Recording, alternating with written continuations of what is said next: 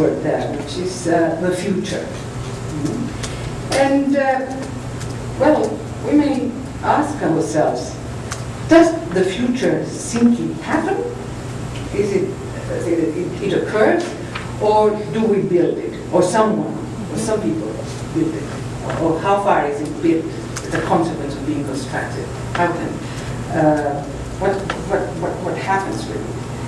And here we find, as social scientists, the role of social theories. That well, it was a long time ago, at least since Husserl in 1929, and we have Schumpeter, economics in 1939, Robert Merton in sociology in 1948, people like that. It is very creative people in the social sciences and the humanities. They put forward this idea that social theories, in particular, can self-confirm themselves. They become self-fulfilling in time, to the extent that their assumptions and the language in which they have expressed are valued normatively, and they therefore they create the conditions for being eventually accepted as true. So that those theories may gain in the market without necessarily being empirically validated. Because, you know, the kind of thing that the feelings they express, the ideas they express, the language in which they are put forward, the assumptions they gather, they really are capable of putting together all these elements that reinforce much more widely accepted ideas. And so it's very nice that, you know, these social theories in the end, they come to the end and become true.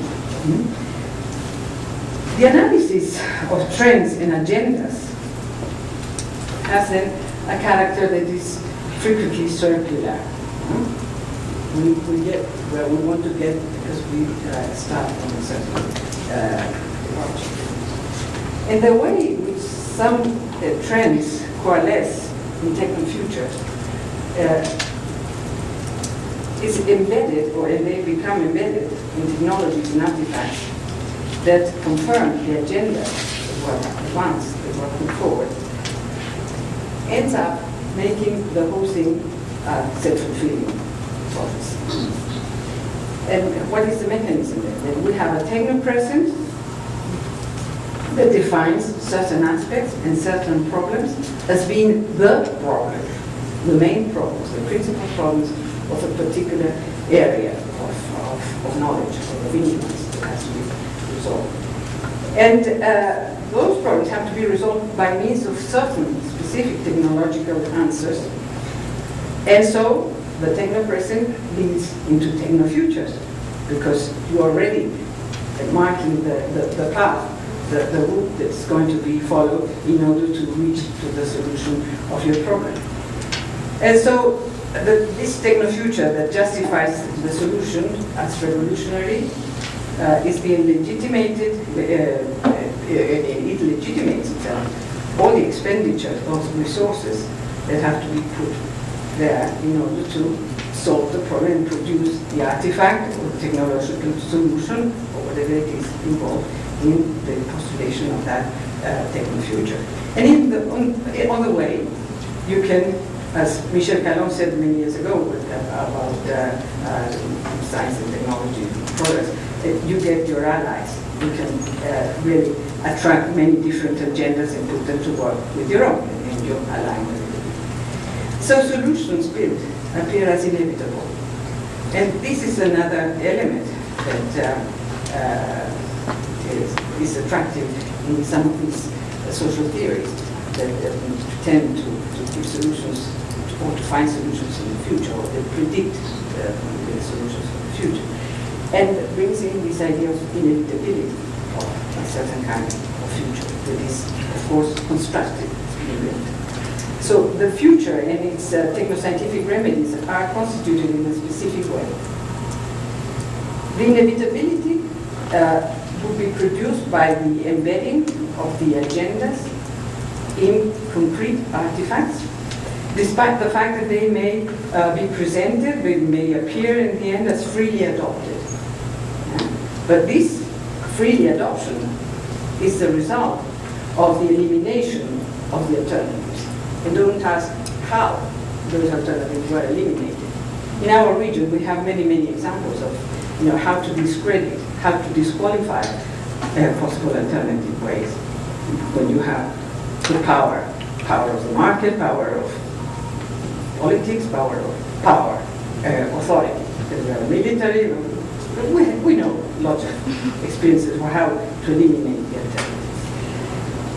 alternatives. The forces behind the technological visions of the future build up the conditions of realization of that future.